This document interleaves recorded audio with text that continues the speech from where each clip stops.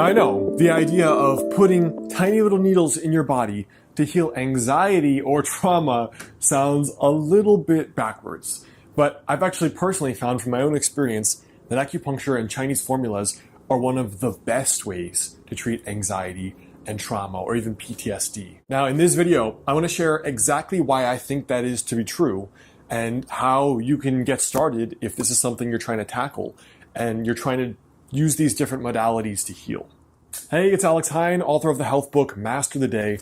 So I've included down there below, the first link is for a free little PDF on 5 daily rituals that can possibly help you add 10 years to your life with traditional Chinese medicine. So you can check it out right there, the link below the description. So I want to start with this idea that trauma and anxiety are primarily somatic illnesses, meaning they're in your body and not necessarily in your mind. So here are a couple examples to just think a little bit differently, think outside the box. They are primarily stored in your body and not just your mind. They primarily manifest in your body and not just your mind. And honestly, they're more effectively treated, recent research suggests they're more effectively treated through somatic practices, accessing it through the body versus thinking it as some brain or chemical imbalance. So let's talk about this a little bit more. For example, if you are with yourself and you're having one of those days where you feel very anxious and something feels off, you just feel weird, what helps you feel better? Going for a walk, exercising, hanging out with friends and laughing, or convincing yourself, oh, it's just anxiety, or it's just my depression, or it's just something going on in my head, or I have these thoughts, or I'm not sure, trying to talk yourself off the ledge, so to speak, trying to calm yourself down. What works better? Something that's physical in your body, exercise, swimming, hanging out with friends, laughing, or trying to use these cognitive exercises to somehow make yourself feel better? I mean, I certainly know undeniably for me what has made me feel better in the past, and for many people that I've worked with. And I want to go into this idea that these somatic illnesses should be treated somatically. They should be treated through the body. You know, I had a very interesting experience where I was going through my own healing odyssey, so to speak, and I saw a craniosacral therapist. Now, I actually don't know much about craniosacral at all, but a lot of the craniosacral, I'm going to say body work, for lack of a better word, is where they're holding your suboccipital, they're holding the back of your head and your skull, and they're resting it there, and applying gentle traction, or sometimes some gentle, like super micro manipulation, just gently rocking the head. Now, when I was going through my own healing journey, my own healing odyssey, I was trying craniosacral body work. So it's a kind of body work where the craniosacral therapist holds different parts of your body to assess this kind of rhythm, this craniosacral rhythm. I don't know much about it, but I do know that this woman was working on me, and she was holding my head and gently rocking it, and then she was working on somewhere in my throat, gently holding these places. And I don't remember if she said the thyroid or the cricoid she was working on, just holding it gently. And then she went on to do the other parts of the craniosacral.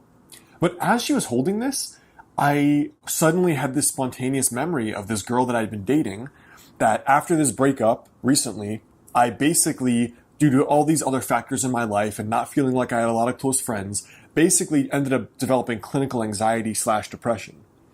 And I had this spontaneous memory of me being with this girl that came up while she was working on my throat. And for context, that clinical anxiety or depression developed after that breakup. And I was burnt out. I was so tired. She was my last real social support, my closest friend. So I had this spontaneous memory come up while she was working on my throat somewhere. And about 30 minutes later, she said, interesting tidbit, the thyroid or cricoid, whatever she was working on, she says, it has a direct anatomical and physiological link to the pericardium. Now, in Chinese medicine, the pericardium is kind of like the love and connection or the heartbreak organ. I thought, wow, she was working on this area that had an anatomical link to the pericardium, and while she worked on that, I first thought about this girl I hadn't thought about in months after this horrible breakup at the worst time of my life.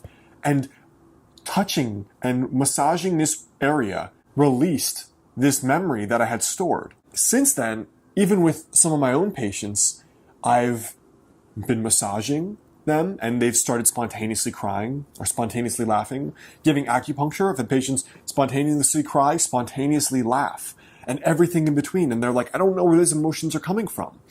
But it's really unusual and interesting, if you've never seen it or experienced it, to see how touching body tissue, nothing to do with the mind, no thinking involved, can cause spontaneous memories to come up. And this has piqued my interest dramatically after that experience myself. So this idea of you can access these experiences through the body and not necessarily through the mind. Now, the final piece is that you don't necessarily need to relive these memories or these traumatic experiences in order to heal them this way, through the mind, through talking them out. You know, I saw this awesome article of an interview with a shaman in Africa, speaking with this interviewer who was talking about how when the people from your country come to where I am, they deal with traumatic experiences by isolating the person from the tribe, putting them in a brightly lit room, and one-to-one reliving that traumatic experience over and over and over by talking about it. The shaman was like, what is this craziness? Because in our culture, when people have these experiences, we bring them into the community and we make them dance and have fun and laugh, and they're around people and we celebrate, and they're moving in the sun and we're having these ceremonies and they're in nature.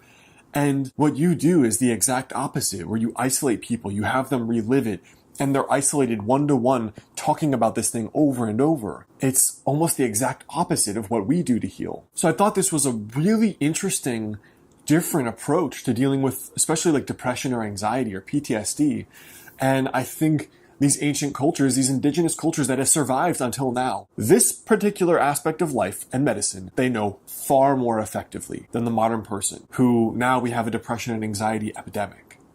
So I think these are some really interesting points that have helped me a lot when I was a patient and now help other people. But I hope they give you some ideas as you're going through these experiences, besides seeing a Chinese medicine doctor or acupuncturist, to think of it as more somatic in the body and trying to treat it through the body and not just through the mind. I hope that helps. Again, the first link below is for a free PDF, 5 daily rituals that can potentially help you add 10 years to your life with Chinese medicine.